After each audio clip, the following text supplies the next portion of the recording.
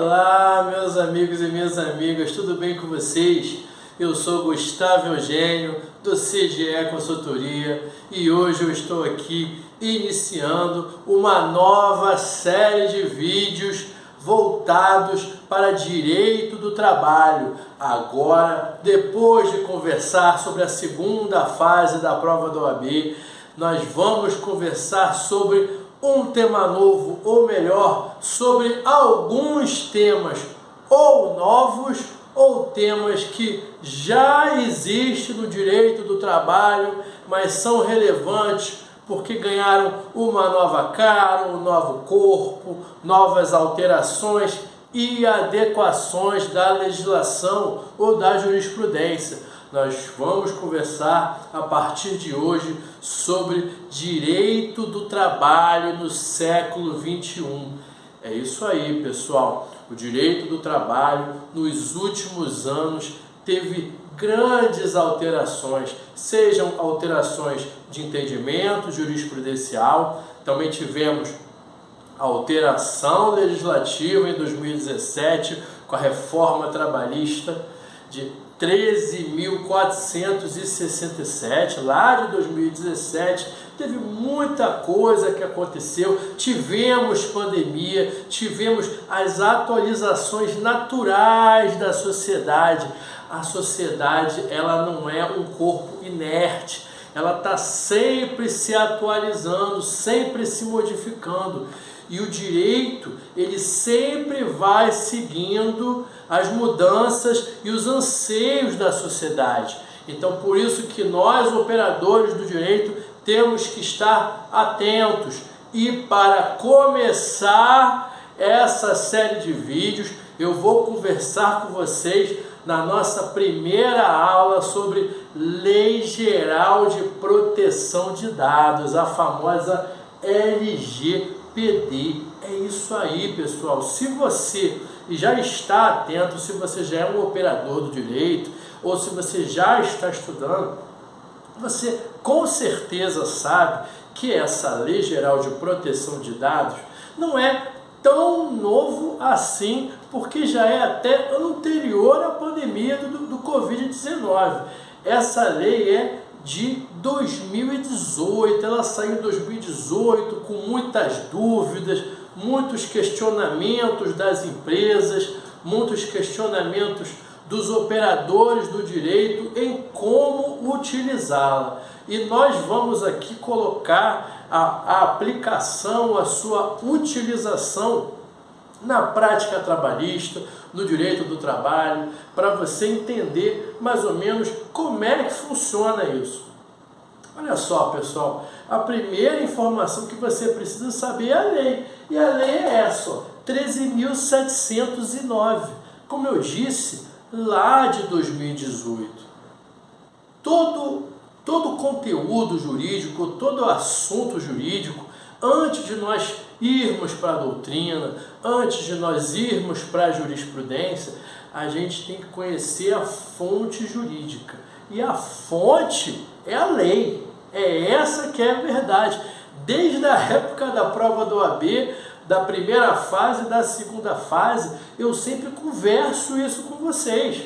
Primeiro você precisa conhecer a lei, para depois de você já se aprofundar na lei, de repente aí, a partir daí você vai, compra um livro, estuda um pouco da doutrina, do que é a conceituação, porque nem sempre a legislação coloca a conceituação do Instituto, e depois disso você vai perceber, estudando através das jurisprudências, como é que os tribunais atuam com aquele assunto. Mas primeiro você tem que ir para a lei. Então vai para a lei, pega aqueles artigos principais, por exemplo, o artigo 1º, o que ele nos mostra?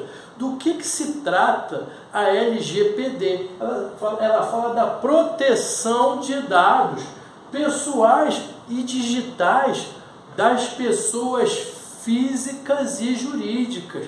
Marca esse ponto, marca essa frase. Proteção de dados. Olha só, está lá no final, quando a gente fala da sigla LGPD, está lá falando proteção de dados. Como eu sempre digo, vai de pouquinho em pouquinho para você entender o que o legislador está querendo.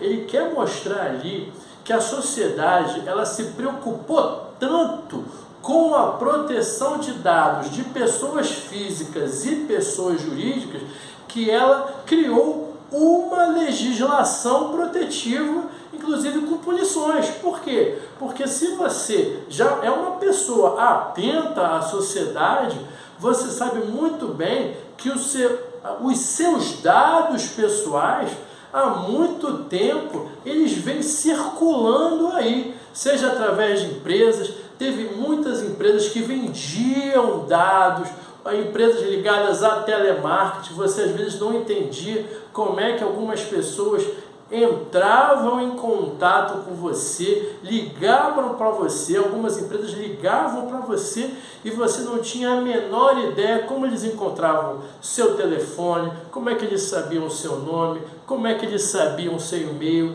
se você nunca tinha contato. Foi por quê? Era porque não havia nenhuma regulação e as empresas e pessoas físicas e jurídicas recolhiam, recebiam esses dados, coletavam esses nossos dados e como não tinha nenhuma regulamentação ou punição, ela muitas vezes vendia esses dados. Isso era muito comum. E depois dessa celeuma toda é que veio a Lei Geral de Proteção de Dados. Ela visa proteger os dados pessoais das pessoas físicas e jurídicas, ela visa proteger os dados sensíveis. Isso aí você encontra lá na própria lei. E veja bem, o seu nome, os seus documentos, os seus dados, RG, CPF, o seu endereço, o seu e-mail, o seu telefone, às vezes até a sua imagem, elas estão protegidas pela Lei Geral de Proteção de Dados. E outra coisa, também vai para o artigo 2º. O artigo 2º ele também nos mostra outros princípios que são protegidos por essa Lei Geral de Proteção de Dados, como, por exemplo, a privacidade, a informação, a liberdade de expressão, a inviolabilidade da sua intimidade. Protege também, pessoal, os direitos humanos, o direito à dignidade, como eu já disse também, o direito à sua imagem. O direito à imagem, ele já é protegido há muito tempo, tal qual a sua dignidade, tal qual a sua honra, vem lá da Constituição de 88. O Código Civil também regula essa proteção. Então é mais uma forma de emaranhamento. Algumas leis elas vão se completando para, na medida do possível, fechar o cerco, para que ninguém ultrapasse os limites impostos pela lei. Mas você sabe muito bem que isso muitas vezes consegue ser ultrapassado. Mas com essas leis mais específicas, porque você sabe muito bem que o Código Civil é uma lei geral, quando temos leis mais específicas, fica mais próximo de tutelar esses direitos. E quando nós falamos de Lei Geral de Proteção de Dados ligados ao direito do trabalho, de quem que nós estamos conversando aqui? São os dados pessoais do empregado que são coletados pela empresa, coletados pelo empregador e armazenados pelo empregador. A partir do momento que as empresas, que o empregador, ele coleta esses dados pessoais do empregado, ele precisa coletar de forma responsável, ele precisa guardar esses dados e ele não poderá ultrapassar o seu direito, ele não poderá vender esses dados. Até determinados dados têm que ser coletados de forma correta e segura, até mesmo para evitar qualquer tipo de discriminação. existem certos dados, por exemplo, que você não pode coletar do empregado, porque são dados pessoais. Até a empresa, quando vai fazer um recrutamento e vai colocar uma ficha a ser preenchida ali, seja de forma presencial, física ali, ou até na internet, ela tem que ter cuidado com o tipo de pergunta que ela vai colocar ali naquela ficha. Porque a empresa ela não tem direito de receber, de perguntar certos assuntos e certas informações, porque são de cunho pessoal. Então, como você já deve ter percebido aqui, a responsabilidade das empresas, quando nós conversamos de Lei Geral de Proteção de Dados nas relações de trabalho ou na relação de emprego, ela já começa muitas vezes antes de se iniciar o contrato de trabalho. É isso que eu estou começando a mostrar aqui para vocês. Por exemplo, eu acabei de falar de um setor de RH, de um setor de recrutamento, que coloca uma ficha ali para o interessado no cargo preencher ali as suas informações. O que é que ele vai fazer? Esse empregado, ele vai entregar a documentação pessoal dele. Foi como eu coloquei aqui, ó, documentos pessoais. Nesses documentos pessoais, terá RG, terá CPF, outros dados pessoais, como eu já falei, telefone, endereço, e-mail. Aqui no currículo, o currículo também é uma forma de coleta de dados pessoais. Ali tem tanto todos os contatos e documentos do empregado, como cursos que ele realizou, período que ele trabalhou em certas atividades. Além do currículo, muitas empresas, corretamente ou não, pedem exames médicos, pedem exame de sangue. Por exemplo, algo que já é tutelado há muito tempo, o trabalho da mulher e proteção à gestante. A empresa, ela não pode pedir teste de gravidez para a mulher que antes dela entrar no seu trabalho. Ela não pode pedir um teste de gravidez. Por quê? Porque há muito tempo é proibida a discriminação, seja por raça, etnia, sexo, idade, estado da pessoa, estado gravídico. Era comum, muitas vezes, as empresas pedir teste de gravidez. Isso aí é um relativo tempo, pessoal. Já é proibido. Está lá na CLT. É só você dar uma pesquisada e uma estudada a mais sobre isso. Quando nós falamos sobre gestante, não estamos só falando da estabilidade gestante da súmula 244 do TST, não. Tem muito mais ali. Então, geralmente, o empregado ou a empregada, eles não podem ser discriminados. Uma coisa é a empresa colocar requisitos com base no cargo e na atividade a ser exercida. Isso, até certo ponto, faz parte do direito potestivo do empregado. Mas isso tem que ser realizado e feito com muita cautela.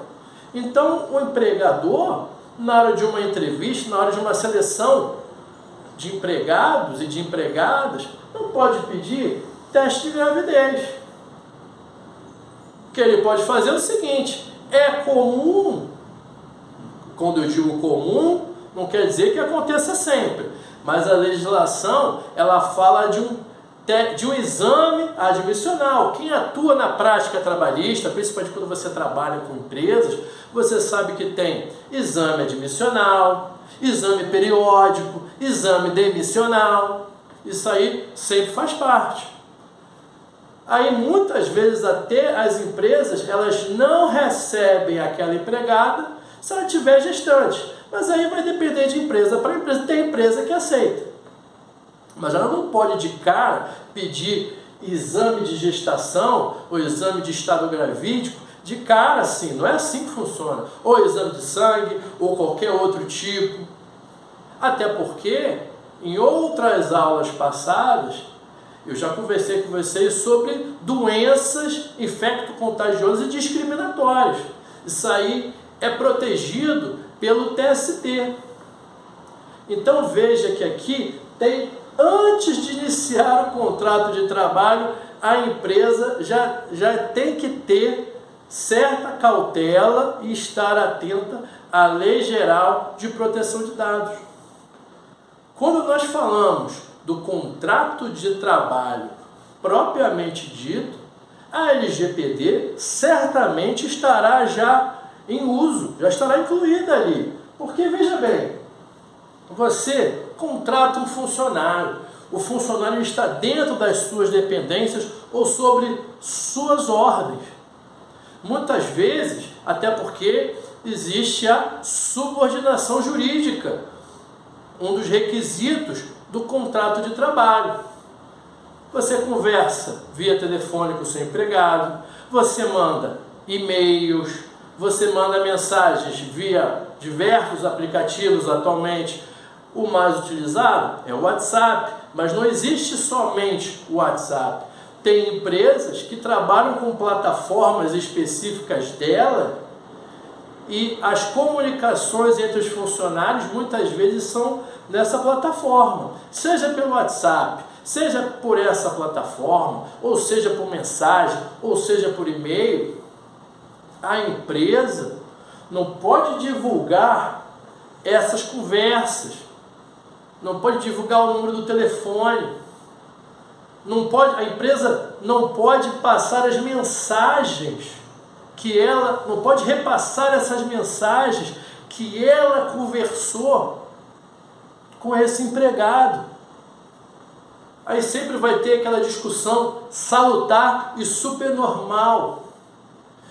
Mas, por exemplo, Gustavo, será que eu não posso juntar no processo do trabalho, numa audiência trabalhista, numa contestação trabalhista, por exemplo, um e-mail, uma parte da documentação para comprovar a justa causa? Aquele empregado, aquela empregada, através daquele e-mail é uma prova que garante a manutenção da justa causa. Aí, como sempre, há suas controvérsias. Existem as suas controvérsias. Primeiro que você vai estar colocando ali perante o Poder Judiciário. Você não está ali divulgando aquelas informações. Eu, particularmente, aconselho você a colocar, por exemplo, em sigilo.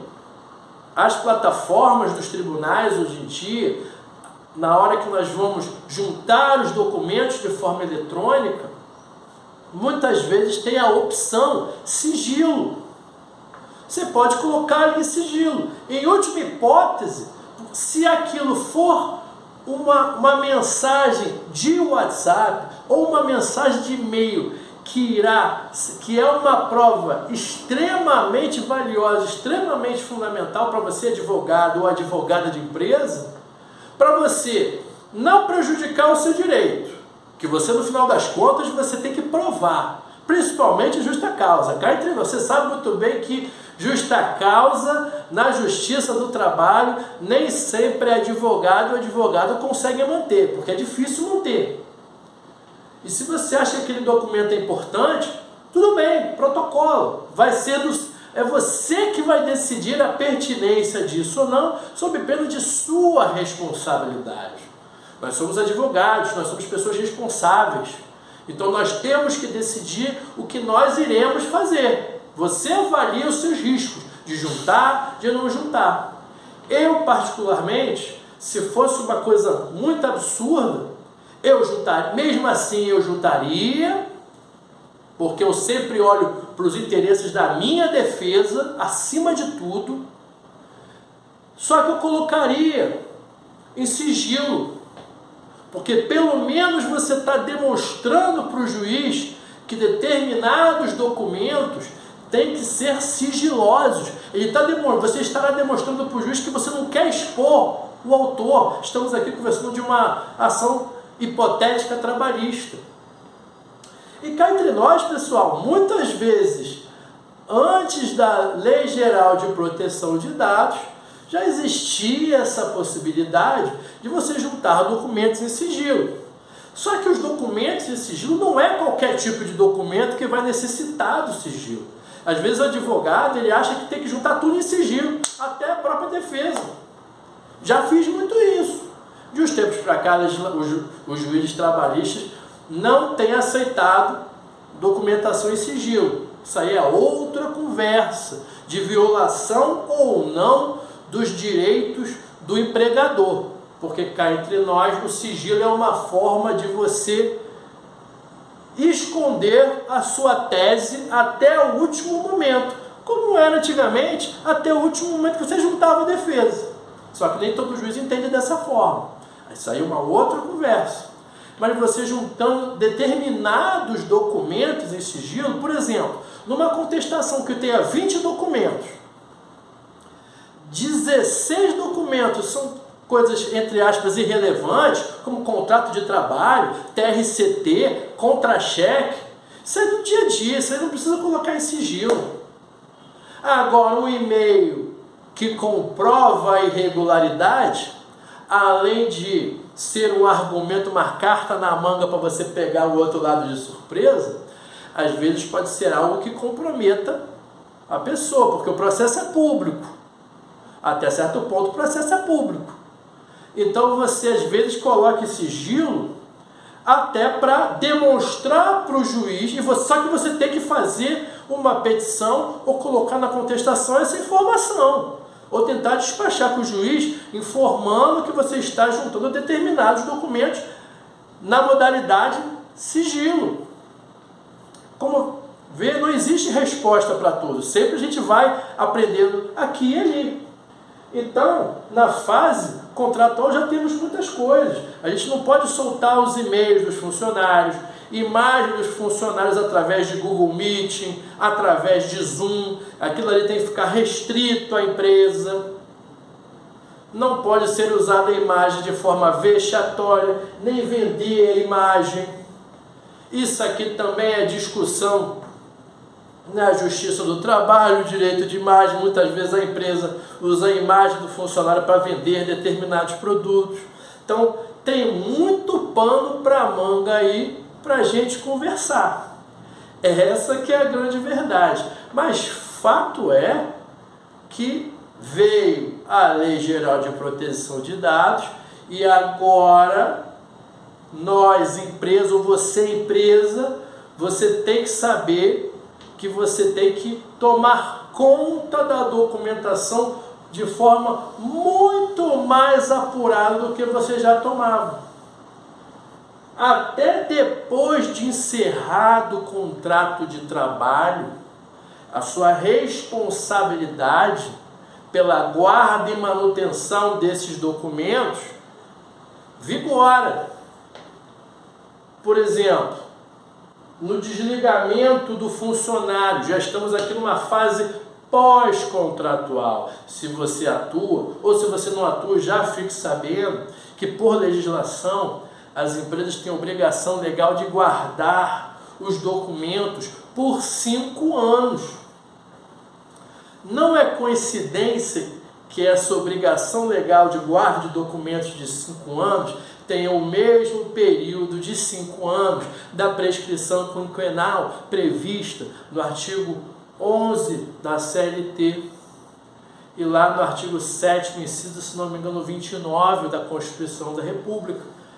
Guardou consonância ali, período de 5 anos. Ou seja, quando o funcionário é demitido, olha a sinuca de bico que às vezes a empresa fica. Será que quando o funcionário é demitido, ela vai ter que se desfazer de todos os documentos ali do funcionário? Fica a pergunta. Se você perguntar para mim, advogado trabalhista, se eu for falar para o setor de RH ou para o setor de arquivo da empresa, eu vou falar, ó, nada disso. Guarda esses documentos pelo menos 5 anos, como prevê a legislação. Ah, mas é LGPD. Depois a gente vê isso. Primeiro a gente segue a regra, primeiro vamos continuar mantendo, porque se nós não tivermos essa documentação, nós seremos penalizados. Quem atua na prática trabalhista sabe disso. Se você não tiver um determinado documento e automaticamente você não vai juntar esse documento, e esse documento era a base de prova para você, não adianta de nada você falar, não adianta de nada você argumentar. Se você não juntar o documento, você perdeu o processo naquele ponto específico. Então, primeiro você guarda o documento, depois a gente conversa sobre Lei Geral de Proteção de Dados. E foi como eu falei, se você for um advogado diligente, o que você vai fazer? Você vai colocar essas informações. Os documentos juntados estão de acordo com a Lei Geral de Proteção de Dados. Eu coloco esse documento específico em sigilo. Eu estou juntando esses documentos porque a lei me autoriza, a lei me obriga a guardar determinados documentos. Então, o juiz ou o tribunal, ele não vai lhe condenar por você estar cumprindo a determinação legal. Essa que é a verdade. Mas aí você tem que estudar todos os assuntos e saber o que está falando. Não é nada de forma superficial. Não é juntar o documento, a Deus dará, juntar, não informa, não fala. Aí não dá. Então você, como advogado de empresa, ou você advogado ou advogada de reclamante, você tem que conhecer a Lei Geral de Proteção de Dados, você tem que conhecer os conceitos e a legislação trabalhista. Se você quer atuar contra uma empresa ou advogar a favor de uma empresa, você tem que saber o que você está falando. E essa Lei Geral de Proteção de Dados, você já deve ter percebido que veio para ficar. Muita gente já está estudando isso. Desde 2018 já tem muito curso falando sobre isso. Se você não leu nada dessa lei, ou não assistiu uma palestra que seja, você está desatualizado. Porque eu já vi até escritório jurídico sendo condenado porque hackers conseguiram pegar informações desses escritórios e entraram em contato com esses clientes pedindo dinheiro. Não sei se você já passou por isso, por mais de uma vez eu recebi essas informações. Ou seja, os escritórios de advocacia, eles estavam guardando essa documentação, esses dados pessoais dos seus clientes, muitas vezes esses dados sensíveis, conforme relata a Lei Geral de Proteção de Dados, só que os escritórios, e às vezes porque não as empresas, não guardam essas informações, esses dados com cuidado. E o que aconteceu?